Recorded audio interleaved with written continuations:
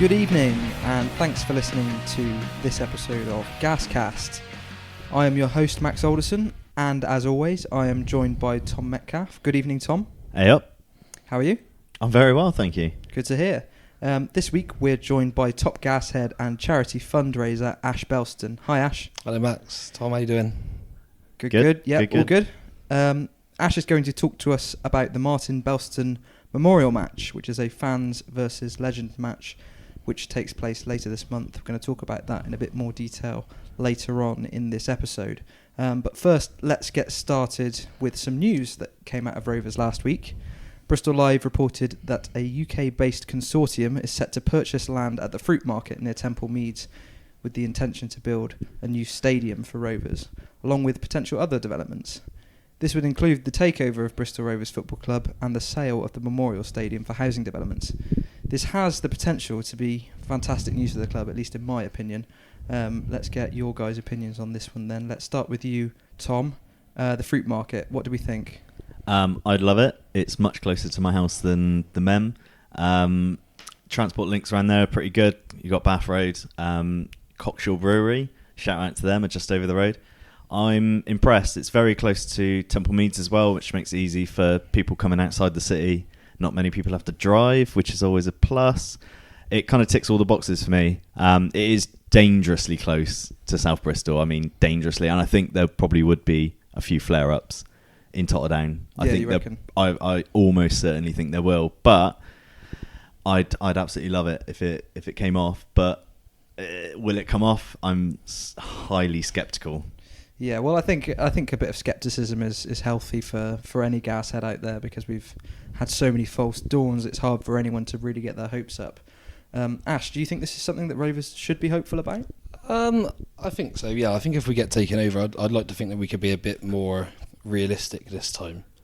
I think last time everyone got a bit carried away, maybe, rather than listening to what was being said. That's just my opinion. Rather than listening to the revolution business, everyone just thought we were going to go out and spend all this money, which I don't necessarily think was promised to us. Don't get me wrong, I think the Alcades probably would have liked things to go a little bit differently to how it has done. But I'd like to think if we get taken over this time that everyone would be a bit more balanced and realistic, and let's see how this goes. There's absolutely no chance of that. Yeah, of course it's not. Of course it's not, but I would like to think that... What do you make of Weil kind of announcing it on Radio Bristol before the Blackpool game? I'll be completely honest with you. I think that anybody who believes that he has gone rogue and announced something without anyone else who's involved in it knowing has never met the guy, because he's very intelligent, and there is no way he would jeopardise anything for this football club by doing that, in my opinion. No, that's fair. I think he's always had the interests of the club at heart, and I seriously doubt that he would go out and, like you say, Ash, deliberately sabotage or undermine efforts to improve the club, because things may or may not have gone as smoothly or as well as he'd liked, but I don't think he'd ever jeopardise the future of the club if something good was in the pipeline. So I think it was a calculated move, or maybe not a calculated move, but just a good time to announce something that was potentially in the works. So along with this, there's the potential for new owners who are looking to take over. It's a UK-based consortium, so say, according to the Bristol Post. Mets, are they football people, do you reckon, or more business opportunists? Well, I mean, we've got scant detail on them. I know the Post broke the story, but they didn't really give much away, just that they had experience with development. So it's difficult to tell, and I'm almost under the thought of better the devil you know kind of thing. The Arcades are still funding the club to, 65 grand a week losses at the moment, and not really moaning too much about it. So, they are funding the club, whereas this new consortium...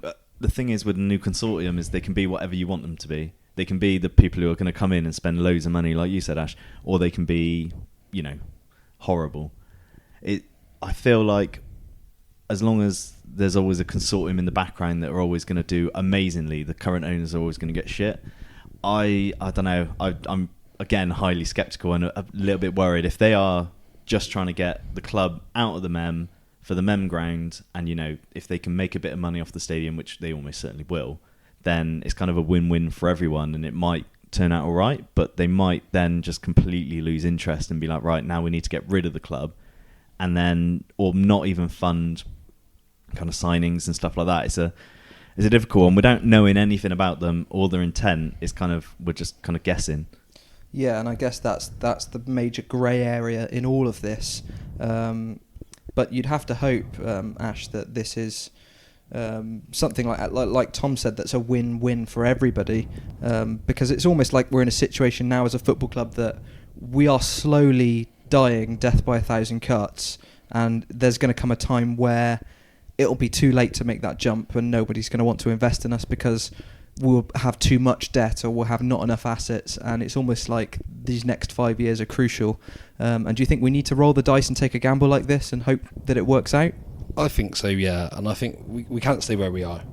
I don't think the O'Callaghan's can continue to cover £65,000 a week losses, because that's absolutely ridiculous. Yeah.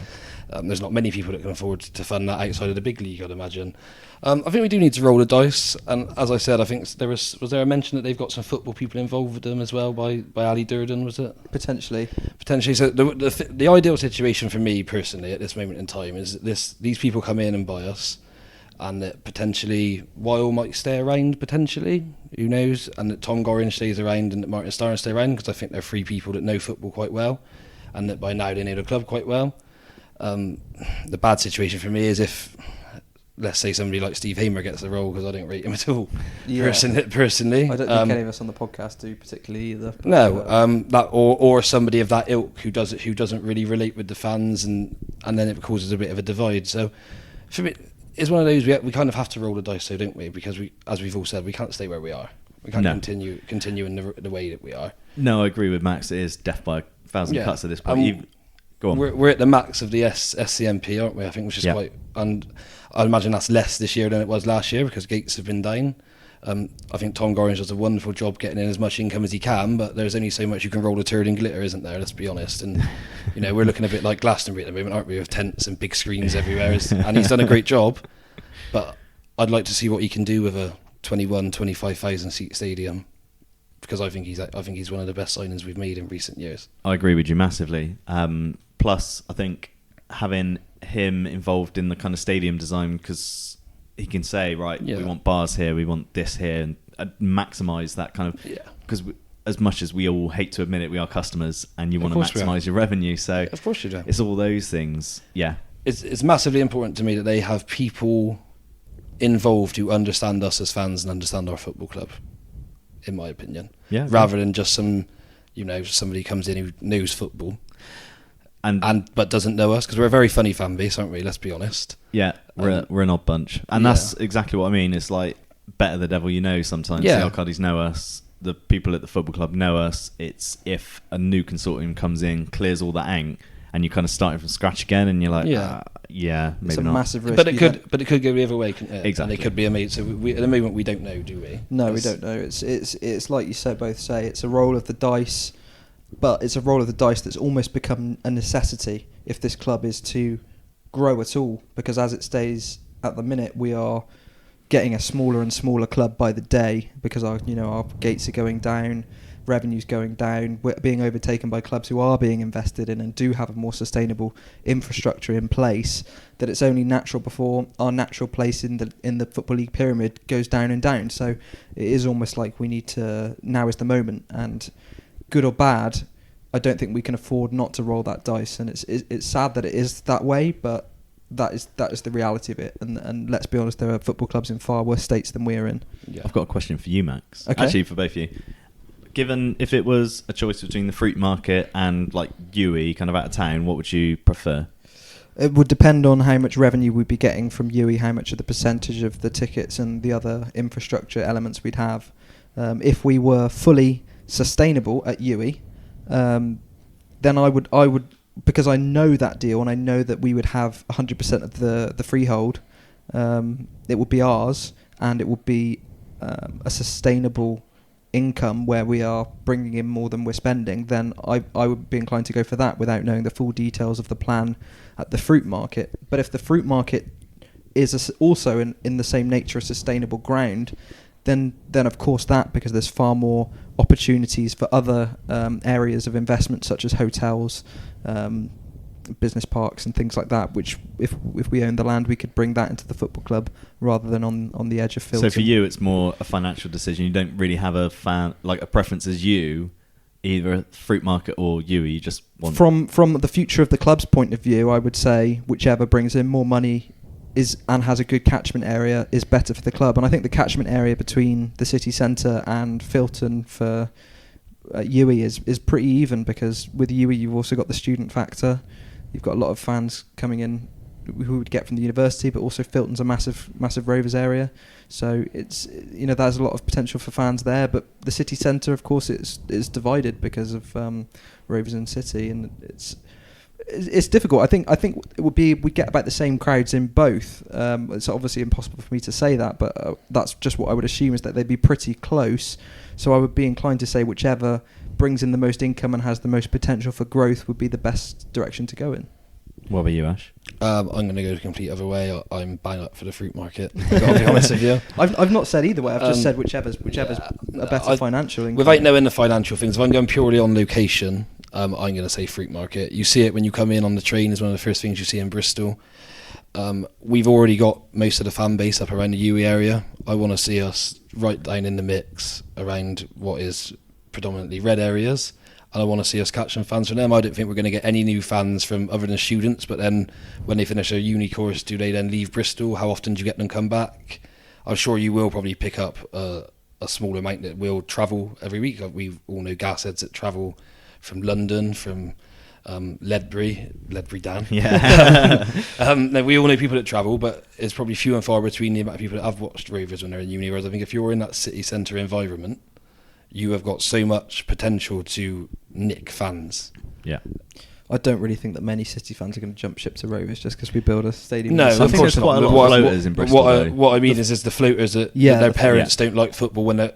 I'm talking about in 20 years' time. I'm not talking about now. Of course, yeah, okay. I'm talking about the long-term future of the football. Well, you even look at it when we go to Wembley and we get 40,000 or whatever, and you think, well, they're not there every week. They're the no, exactly. City the same. You get those people. I've taken shitheads to Wembley before. Yeah. Poor opinion there. Yeah, but I am trying to trying to show them the light. But you know what I mean. Those people who are, they might be South Bristol, but they might not be massively City. They might go down to Rovers. I suppose I'm a bit biased because I was never a massive fan of the UWE from the start. Okay, I didn't like the location. I didn't like the design of the stadium. No. For me, it just didn't tick any boxes. It's like going to MK. You're on a trading estate. Yeah. Shit. Sure. Yeah. Can't stand it. I'd rather have somewhere in the I like the Mem. I was always more for the Mem redevelopment, like somewhere like where you got a Gloucester Road or something similar, and then you got it's all in the houses, like the valley is. For me, football clubs should always be the heart of the community a little bit. And in UWE, there's not really any sort of community out there. It's very isolated, and just get me wrong. If we'd have got it, I obviously wouldn't have moaned, because it's much better than where we are now. But if I was given a choice of you can have a stadium here or here, I would take the city centre option every time. Yeah, absolutely. And I'm massively a fan of it. So I think we're all behind it as fans as an idea. There are a few who maybe have concerns over the lack of pubs nearby, but I'm sure that will grow. There's loads. There's loads. Yeah, I think people will grow to the idea if it grows into fruition. I think we're in for a crucial few weeks. You've done really well to get that in there. Yeah, There's definitely there's no pre-pod bet going on that I have to slip that word in somewhere. That was fantastic. It was all ad-libbed, I can assure you. But yeah, I've messed up now. A crucial few weeks for the Gas off the pitch, I think, if rumours are to be believed that it is indeed this next month that is crucial in the talks between the fruit market and this SOSE consortium. Let's have some fingers crossed for some news before Christmas on that one. Let's move on to on the pitch. We were going to talk about Blackpool, but I think after last night's performance against Cheltenham, we're going to sort of split the attention of recent matches between Wycombe and the Cheltenham game rather than the Blackpool game, which I think Harley and Nino talked in depth about on last week's Q&A episode. Wycombe at home.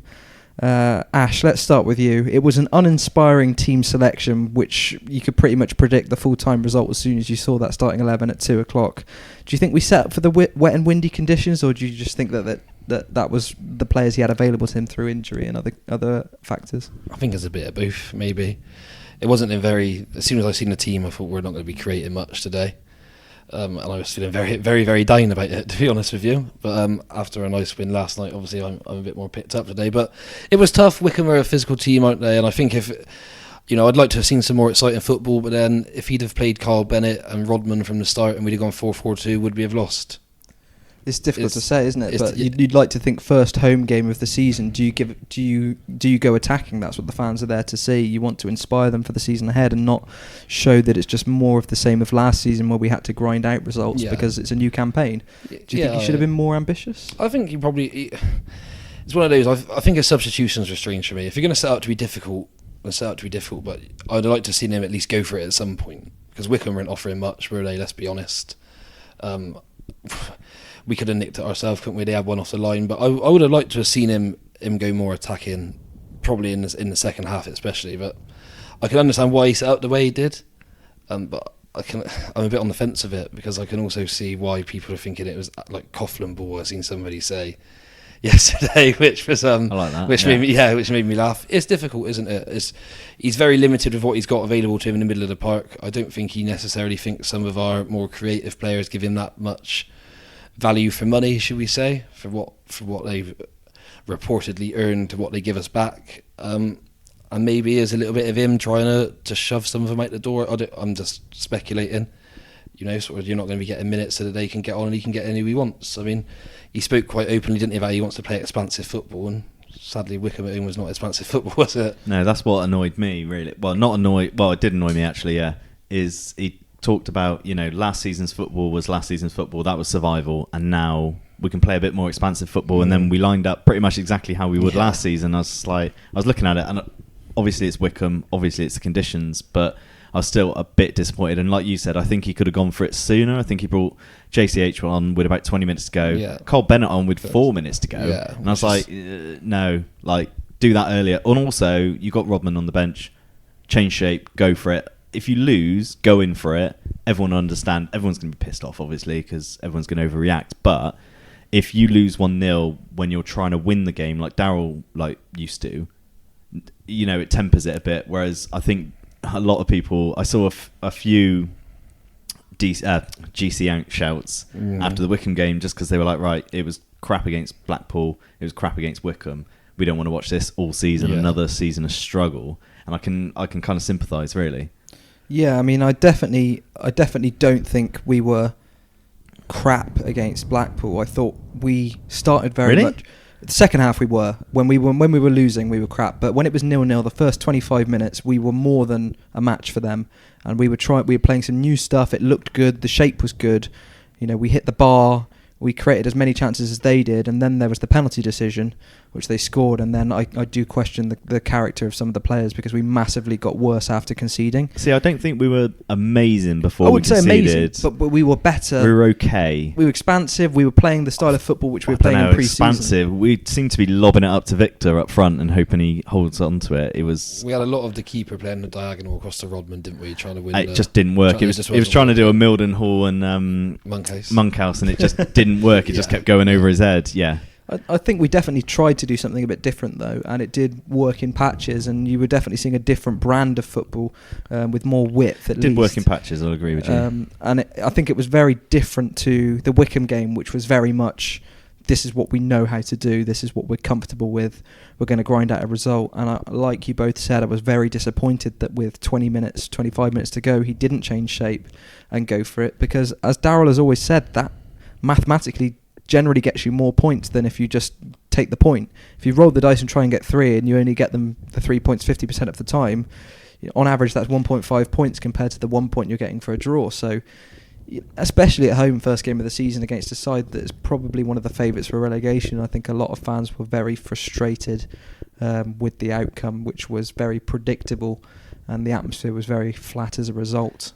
I'd also say I don't think it really helped that we were playing Wycombe and they played a lot of hoofball themselves and a lot of head tennis. It really didn't make for a good game, and I think you can almost, like I always find with Rovers, we always raise our game against the really good teams who do the slick passing and we try to match them, and then we'll also do it like with the Wycombes if they start playing head tennis, we'll do it as well. And I just think, just get it down. Which I was quite impressed with the Wickham game with Ed Upson. He seemed the only one in midfield that wanted to bring it down and try and play. Yeah. The others, just especially Agogo, I found was just lumping it, and it really, really annoyed me. Frustrating. Yeah, that sort of brings me on to my next point, which is the diamond midfield, which we've been playing at home last season and again this season. The diamond midfield is something that was sort of became fashionable last season through Luton Town, who obviously won the league at a canter with their diamond midfield, which is Pelly Ruddock at the base with Luke Berry and Andrew Shinney either side, and then Elliot Lee at the tip of the diamond, with then very attacking fullbacks in James Justin and Jack Stacey. I think this is something that Coughlin's very much tried to emulate. He likes the idea of these very quick fullbacks providing the width, and then three narrow forwards, and then a diamond midfield. But for me, I'm questioning whether it works with the players we've got in midfield, because they're not the most elegant, and the amount of times it took 2 or 3 touches to get the ball under control for some of them, it needs to be first time passing. Ash, what do you think of the diamond midfield? Do you just think that we've got too many CDMs rather than natural box-to-box central midfielders and elegant one-touch technical players that this midfield diamond needs to work? One thing I really didn't understand from our diamond is why you played Ollie Clark at the tip of it, because Ollie Clark's not a number 10, as you say, and Sircombe was sort of sat with Agogo in the middle and an Upson right at the back, and I don't rate Ed Upson whatsoever, to be honest with you. I think he's a complete crab. But if we're going to play a diamond and we're going to play him, I'd have had Sircombe at the tip of the diamond, and then Ollie and Ed Upson, and then Agogo at the back protecting the defence. It just seemed like if it's going to work with those players, you've got to play them in the right position. For me, I don't think we've got the best midfield anyway. I think we've got too many similar type of players, as you said. But if you're going to play them in positions that they're not, it's a bit like square pegs and round holes, really. I mean, I love Ollie Clark. I think he's a great player, and I think he's a great captain for the club. But he's certainly not an attacking midfielder, is he? Let's be honest. Well, no, I agree with you. He does score a few goals from the edge of the area, but I wouldn't say he plays enough of the killer pass to be that number 10. No, and I think with the midfield diamond, I have seen them rotating quite a bit, so they do sort of switch roles. Maybe Sircombe will push forward sometimes, other times Ollie Clark will push forward, so it has got that flexibility. But I just question whether the players have the ability, technically wise, to dictate the play in the way that Luton did so effectively last season, because I just don't think they're not as natural ball players as they are ball winners, which doesn't really work in the diamond for me. Metz, what are your thoughts on that? No, I agree with you. I'm going to disagree with you, Ash, though. I do rate Upson. I think, he's a bit of a ball player on the quiet. I think he goes about his work quite quietly, and I'd rate him over Agogo because they offer kind of a similar thing defensively, but Upson will try and bring it down. But I agree with you, Max. Similar players, Agogo, Upson, and I'd say Ollie Clark, similar players. And in a diamond like that, you need that number 10. You need them to be really on it, because that's your attacking outlet through the middle. And Sircombe hasn't been that this season, and I'd say most of last season as well. He's been well off form. And secondly, Bennett, as what you were saying earlier, value for money, I'd put him squarely in that bracket, because for the 90 minutes, he doesn't create enough for me at all. I really, really don't. I rate him as a player, but I think probably League 2 is his level. I think he's probably playing at slightly above his level now. But I've got a question for both of you, actually. This is one I've been thinking about since Wickham. Is Ollie Clark was anonymous against Wickham. He couldn't pass to his teammates. He was crap. Do you think Coughlin's made a mistake by making him captain, because you can't really drop your captain? I was going to say I disagree, because excuse me, Ash, you go first. I think that I'm going to take this a little bit of a different way. I think that captaincy in England is massively overrated, and Ollie Clark's biggest job as a captain is being the go-between for the players and the manager, talking to the press, representing the football club off the pitch is probably the biggest job that I found you'll have as a captain. Once you cross that white line, I think you lead regardless of whether you have an armband on your arm or not. I doubt Ollie Clark's having a shot from 25 yards, and if he puts it in the top bin, looks at his armband and goes, that's because I'm wearing that. And if he puts it 10 yards wide, he looks at his armband and go, that's because I'm wearing that. I think people like Tony Craig will lead regardless. Tom Davis will lead. Mark Little will as well. I think even Abs Agogo to an extent will lead as well. So I don't think he has made a mistake. I just think that the way we view captaincy is a little bit archaic, should we say? I fully agree with Ash. What he was saying is that what you were saying about having leaders all over the pitch is so important, and it's almost like the captain's role is ceremonial. We said it last time.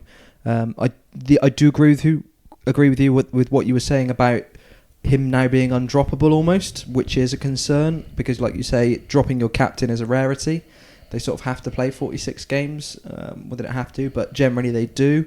So he's almost made a rub for his own back there. If Ollie's then not in form and he wants to bring in someone else, but for me, Ollie is probably, out of those four midfielders, Upson, Agogo, Ollie Clark, and Sercombe, I'd say he would be the first on the team sheet out of those four. I agree with you as well, because I think he offers far more than Agogo in terms of his attacking threat. I think he's just as physical as Agogo is. I think in terms of Sercombe's had a very poor 18 months, and Clark's obviously contributed far more goals and assists, and his general he does have games where he's anonymous, but he also has games where he absolutely bosses it, whereas Sercombe has just been anonymous for about 18 months. And then Upson he divides opinion, and I think Ollie Clark, he's not a CDM, but as a CM he's our best option, and I think there's far better options out there. But Ollie knows the club. He is a club man. He's been with us since he was a toddler, and he very much, in my eyes, is a good choice for captain. And as in terms of what we've got as a squad at the minute, he needs to start for me because he represents everything we want character-wise in a footballer at our football club. And despite performances, I think he is a good player and better than most of our centre mids. So I'm fingers crossed that he can return to the form he had in patches last season and consistently the season before, and we can start to get some more controlling performances from our midfield. I'd agree with you. Yeah, right. So shall we move on then? I'll just. I will say I've been quite impressed by all the COG signings this season. I think the players that I've been unimpressed with are the ones that are already at the club. Yeah, I think our recruitment's been really good. Yeah, I don't think I've looked at any of COG signings and thought you're rubbish. No, I think he's done really well. I think so as well. Someone who isn't like a big name in League One, who hasn't got a massive amount of experience as a manager, I think he's done really well with his signings. I don't think we're any weaker in any position that we've lost. You can make a case for Lockyer, I know a lot of people will, but I think Tom Davis looks good. I'd say he's an upgrade, I've got to be honest. I'm with you. It's early days. I want to see 10 games out of Davies before I start to judge him. I've only seen 2 and I already love him. I rate the keeper as well, Jacola. I know he had a moment of madness up at Blackpool where he decided that he was going to just punch someone in the face for whatever reason, but I think... That's just because, going down Blackpool Pier, you want to punch someone in the face, really. Yeah. What do you think about not going in for Bonham? Because I kind of feel like Bonham would have been, like I've said, I'm a big fan of Bonham. I think he would have been better than Jacola. I think he is better than Jacola. I think we've made a mistake not going for him. I don't think Jacola's a lot worse. He may be a little bit worse, maybe. But I think Bonham was like standing when he first came, and then sort of petered out to be quite average. I think Jacola will be solid. I don't think we'll necessarily lose any points for the goalkeeper this season. Put it that way. Yeah, I think from my point of view, like I said on the last episode with Kaz, it was very much a case of maybe Bonham wanted too much money. Obviously, he went to Gillingham, and Gillingham went in for Jakubiak as well. And we said that they have a smaller budget, but maybe they spent a larger percentage of their budget on these players than we were prepared to be. Like value for money, as we spoke about earlier on. It is. Maybe we got Jacola and Van Stappershoef for the wage that Bonham wanted, and that's 2 goalkeepers for the same wage. I mean, I'm just speculating. It's all about, like you're saying, value for money. I would assume that Mark Little and Josh Hare combined are on about the same as what Partington and James Clark were on combined, and I think that's an upgrade on both of them. So it's all about... You saying bad against James Clark? Do you want me to come over there and batter you? No, I'm on about wage, mate. Wage. I'm on about in terms of... Well, I think Josh Hare and Mark Little are an upgrade on Partington and James Clark, and I reckon they're on about the same wage cumulatively as those two were on. So I think it's all about that. It's all about replacing what was there with better value for money. And I think that Tommy Widrington's done a great job in identifying the targets that we need, and Coughlin's backed him and brought in those players, and fair play to them because it seems to be good. I think, like you were saying, Ash, the problem is in my mind what I would call the big 3, which are Bennett, Sercombe and Nichols. Those are the 3 who are probably some of our highest earners and are some of our lowest performers. I'd agree with you on that as well. We're not getting much back out of them, are we? No. So until we get rid of those big 3, who, if it was up to me, I would axe them before the window shuts, but I think we'll probably be stuck with at least 2 of them. We're going to struggle to bring players in because I think they're on a lot of money and they don't output as much as we pay for them. I don't think the budget's necessarily bad. I know it's less than last season. I think that's quite well publicised because the income is down, so the budget has to go down. But his budget's gone down, but he's still stuck with some players that he may not necessarily want, eating up quite a lot of that budget. If rumoured wages are true, you're looking at like 10k a week on those 3 players. If the rumoured wages are true, obviously we don't know if they are. And I feel like you could probably get 4 or 5 players that would offer us more for that money. Yeah. Even 3 players who could offer more than those 3 players. Exactly. Which is, I think that's the frustrating thing. But I think we're just going to have to be patient. I think this season's very much a case of, from my point of view, let's stay up again. Let's be safe. Let's improve some younger players, blood some youngsters, bring in some younger players who are being mentored by some older pros, improve the side on last year, which can't be that difficult surely, and then at the end of next summer maybe get rid of some players who are out of contract who are filling up a lot of that wage budget and really go for it with some intelligent signings through Widgerton Scouting Network. So I think that's got to be the aim this season. I don't think we can get far ahead of ourselves and have any ambitions further than that from my point of view. Let's look at the rest of the month that we have to bring in players before the transfer window shuts. Mets, what do we still need? I mean, Graham said he wants another striker. I think he was in for Joe Nuttall. He missed out on. He was saying in the Blackpool pre-match. He's also saying that he went in for a couple of other strikers. Do we need another striker? I would say no. I think between Adebayo and Smith, and obviously JCH, unless Nichols goes out, in which case we will need one, I think we're all right. I think we're crying out, as we've said all through this pod, a number 10. We're crying out for a creative midfielder and definitely a left winger. At least those 2. I think we could probably get on till January, getting decent results if we just brought in 2 players there. We're in for that Rangers lad, which I'd be happy with. Young lads to prove. I think Cogs is pretty much rubbish that one. Yeah. I don't know if he was doing it tongue in cheek because he was bringing up the old Protestant and Catholic thing, and I was like, is he taking a piss or not? I couldn't tell. I think he's a Celtic fan, isn't he? So he was always suggesting that he would never sign from Rangers. Got you. But I think he might. It may be. He's tongue very in cheek. much keeping his cards close to his chest. Yeah, we need a creative number 10. If we're going to play someone at the tip of the diamond, we need someone who's creative. And at the moment, Circum's so out of form, it's not him. I don't think Bennett has ever really been that player for us. So that's exactly where I'd spend every single penny on. Fair enough. I would struggle to disagree with that. Ash, the whole Liam Scales scenario has sort of been dragging on for the best part of a month. Do you think that's dead in the water now? I think that's gone now, isn't it? I think from the sort of feel that I got from Cogs was that their manager had pissed him right off and he decided to just pull the plug on it.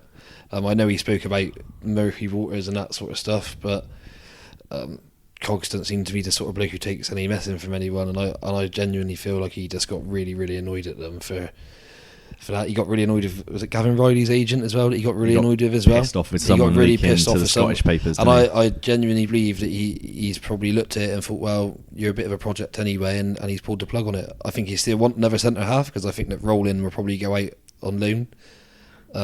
But I don't think he's going to be Liam Scales. I think that one is pretty much dead in the water now.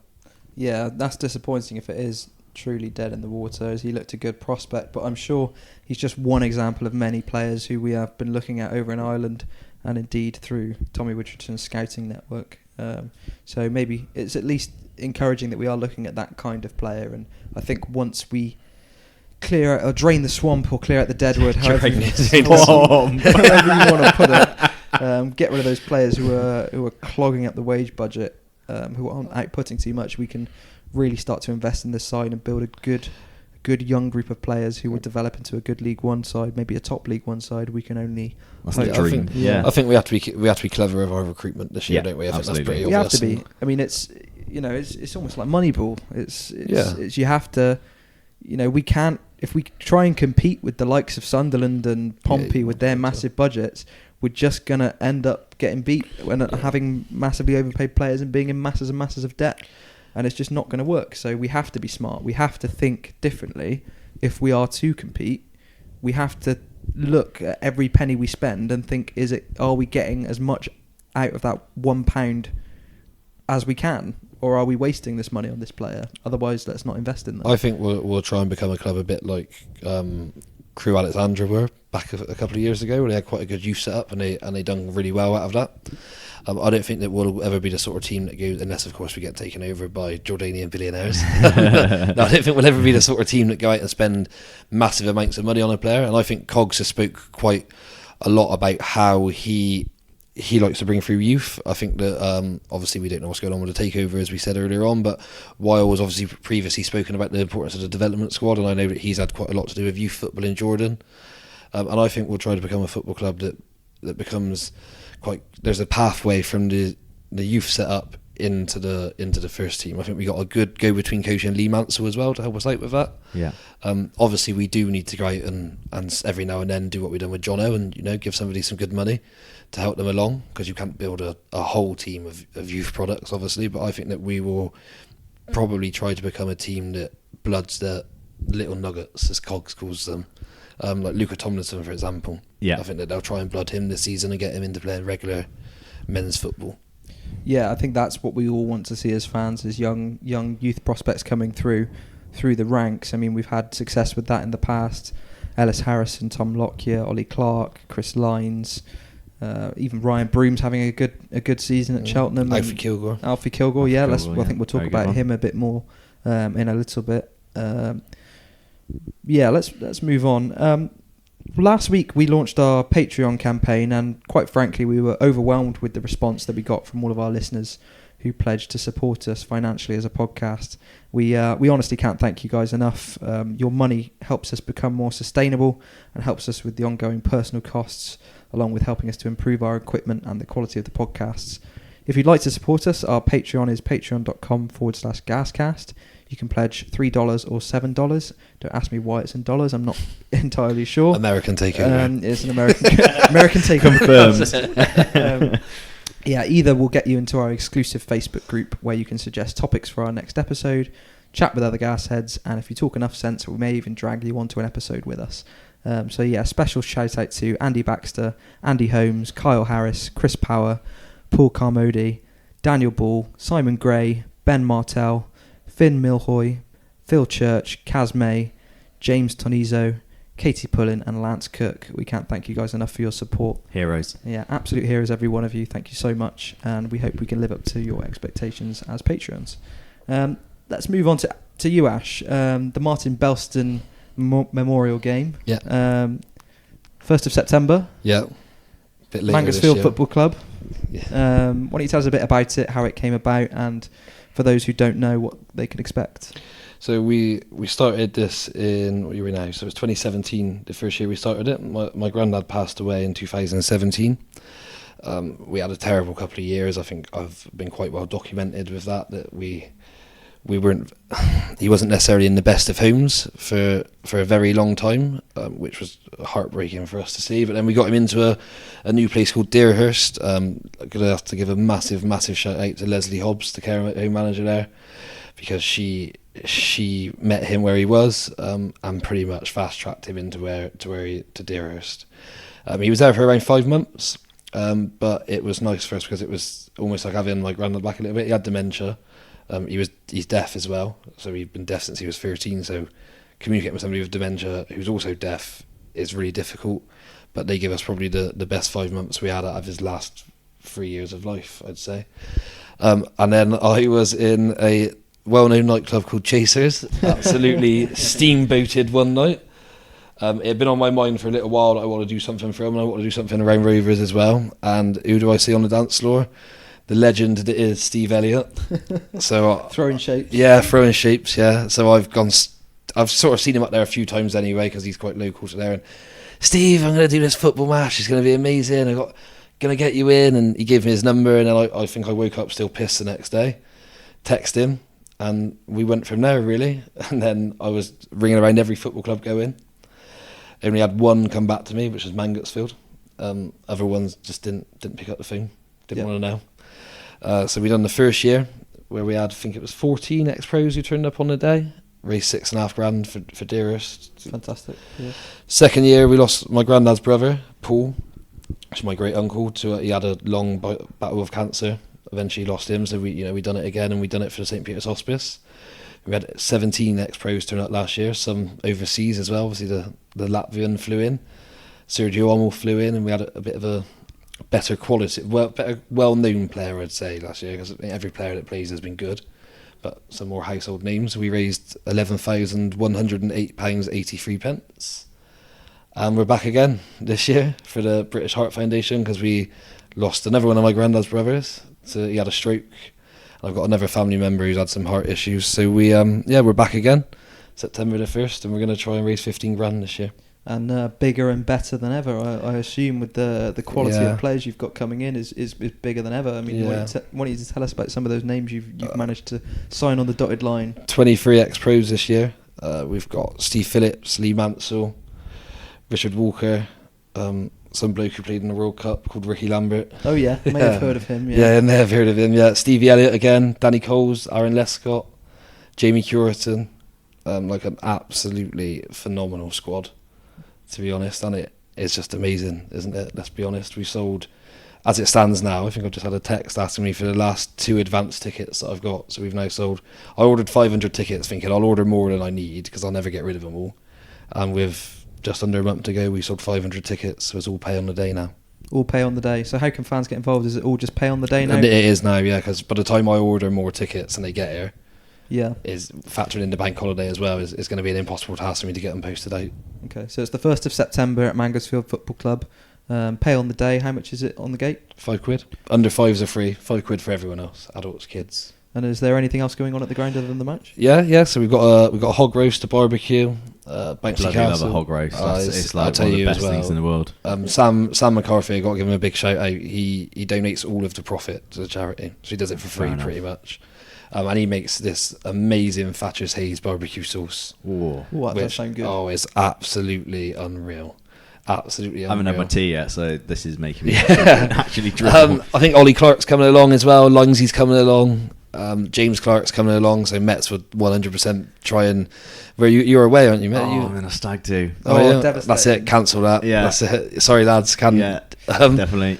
No, Vaughan Jones is there as well. Boris is there. Jeff Twentyman's there as well. We have Banksy Castle, Avon and Somerset Police. We got a disco in the bar after. There's a raffle and auction. So everyone keeps on saying to me there's going to be 1,500 people there minimum, which I just find absolutely insane. So I don't know what to expect, to be honest with you. Either way, it's all for a great cause, Ash. Yeah. And regardless if it's bigger or smaller than last year, or however well you do, it's going to be a lot of money raised to a fantastic cause. So fair play to you. And the fans team love it as well, because obviously they're, it's an ex-players team against a fans team. Yes, absolutely. And they're absolutely bang up for it. I bet they are. I hope no one's going to go in 2-footed on Ricky Lambert and do permanent damage. I honestly don't think I could play football against him. I think I'd get to be within about 3 yards of him and I'd just stop and stare. That would be it. That would be it for me.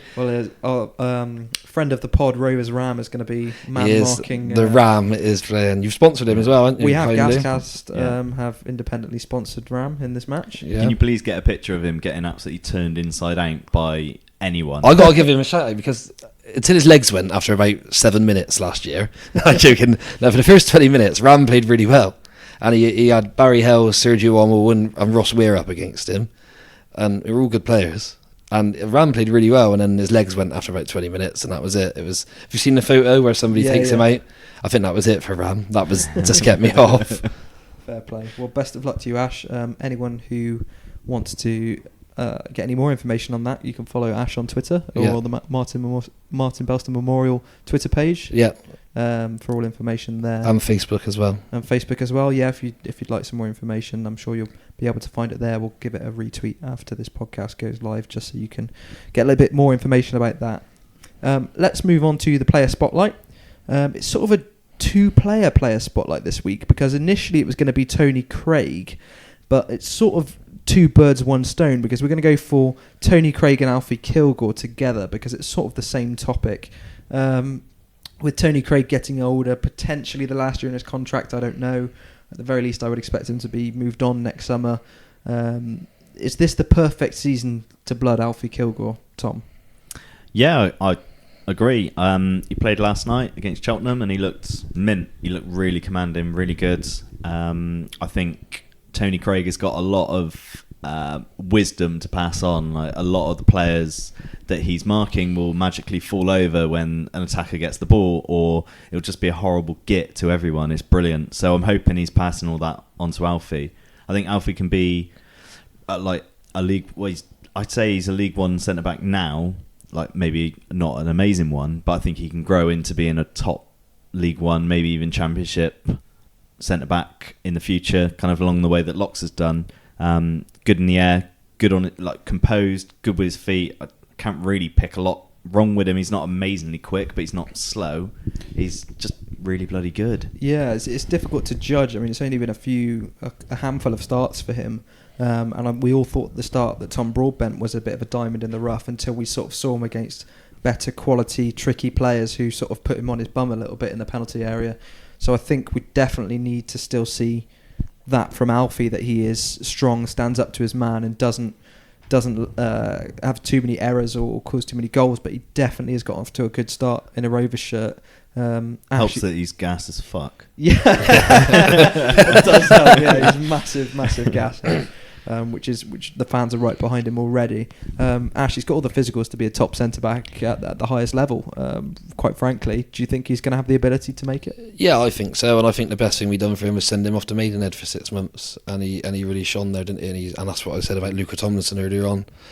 The pathway to men's football for us is we seem to get them to a level, send them out for 6 months to play men's football to toughen them up and make them learn some harsh lessons, because they will make mistakes because they're young, and then bring them back and get them in. And I think he's got a very good senior pro with Tony Craig around him, and if you listen to people around the club, I think some people at the club rate him higher than they rated Tom Lockyer at his age. And obviously I know Lockyer splits opinion, but he's gone on to have a good career for us, and he's now played in the Championship, and Charlton fans seem to say that he's had a good start, and I think Alfie can really step up this season. I think this is Tony Craig's last season, isn't it? It's got to be. I'm not sure. Yeah, you would think it would be. That's why I sort of brought that up, that it's the perfect year to sort of phase out Craig and phase in Kilgour. Yeah, I think he's a future captain of the club, isn't he?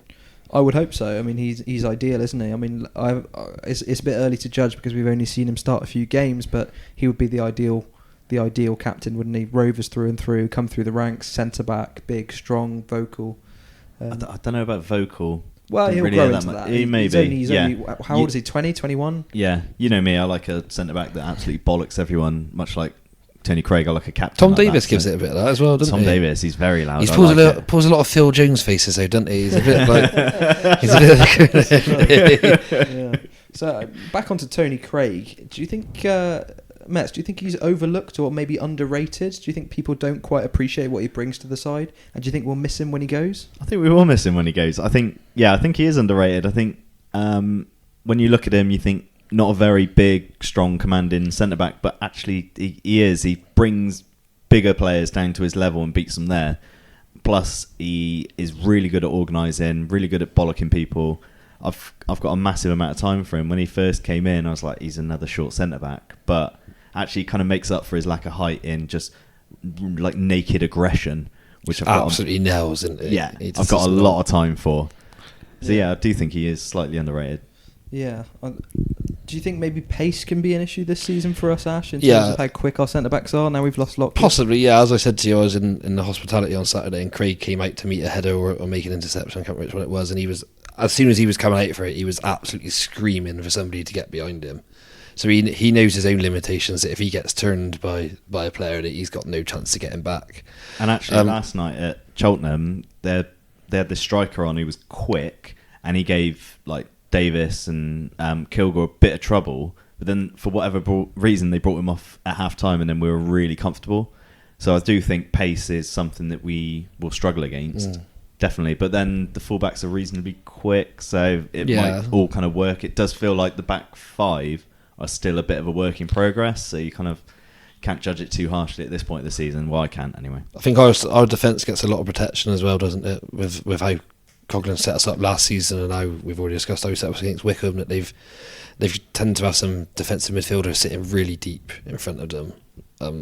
So if we start playing a bit more expansive football, I'll be interested to see how they cope with them when they don't necessarily have that extra level of help just sitting 5-10 yards in front of them. See, I don't feel like I wouldn't feel worried at all if Alfie had the ball at the back and he was being closed down, because he has got the composure and he can actually pick a pass. Whereas Tony, you know what you're going to get with him. He's going to lump it, but that's absolutely fine. Tony Craig organises the defence really well, doesn't he? And I can imagine that he's a manager's dream to have in the dressing room and on the training pitch, because I can't imagine that he's one who's going to go against what the manager says, and I'd imagine that he toes the line pretty well. Yeah. Yeah, he's proper old school footballer, isn't he? And I was almost worried last night how we would get on without Craig in that 11 and Davies and Kilgour, but they seem to cope very well. I mean, the clean sheet speaks for itself, especially with Josh Hare in that back four as well, who we're not quite. I rate Josh Hare. I rate him as well. I'm not saying he's bad. Only you and Harley that don't. No, I don't. I do rate him. 100% rate him. I like what I've seen, but I just mean he's 24.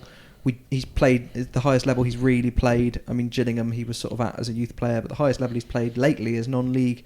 So I think he's more of a question mark is what I'm getting at. So I was concerned last night with that back four, especially with Kilgour and Hare, who are question marks, how they'll do. But I think Josh Hare has had a really good start to the season, and he's done himself no harm at all in already challenging Mark Little for that starting right-back spot. I mean, he got man of the match against Wickham. And he's a fantastic crosser of the ball. Got a great cross on him. I was going to say, fantastic cross on the ball. So he's definitely one who I'll be watching with keen interest. And the back four is looking really good, I think, and there's a lot of options there as well. And I think that's probably the strongest part of the pitch for us at the minute. That about wraps it up for this week, Gasheads. Thanks for listening to this episode. If you enjoyed it, be sure to give it a retweet on Twitter or a share on Facebook. It really helps us out. We'll catch you next time. Ash, thanks for joining us this week. Thanks for having me. Again, I hope all of you go down to Mangotsfield on September the 1st and support this fantastic cause and see some legends back in action in the blue and white quarters. Until next time, we'll catch you then. Until then, up the gas. Up the gas. Up the gas.